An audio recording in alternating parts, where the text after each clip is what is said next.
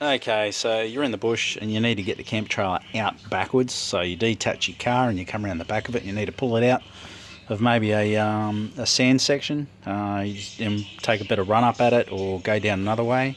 Or someone needs to recover you from the rear. So I spoke to my local fabricator and got some 6mm angle line fabbed up and welded in. Obviously I put my own shackles on.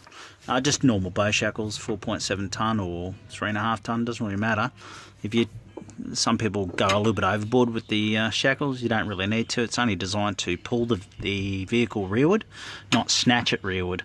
Obviously 1-inch welds is equivalent to 1 tonne, but you are limited by the chassis itself and also by how you pull on it. So if you bridle this with a bridle between both shackles, you should be able to get a uniform pull and more displaced energy pull to the rear, so therefore you'll stress the chassis less.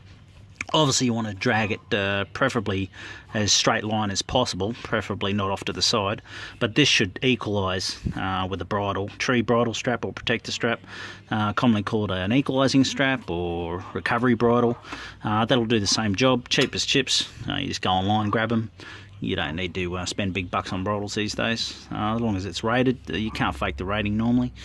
You don't have to be a snob about it, just buy one from a store and or off eBay. As long as it's stated that it's rated, you're good to go. But all that rating goes out the window if you try and do something stupid with the chassis off a camper trailer, because you might tear it. So who cares whether it's 5 tonne rated or 3.75 tonne rated or 4.7 tonne rated.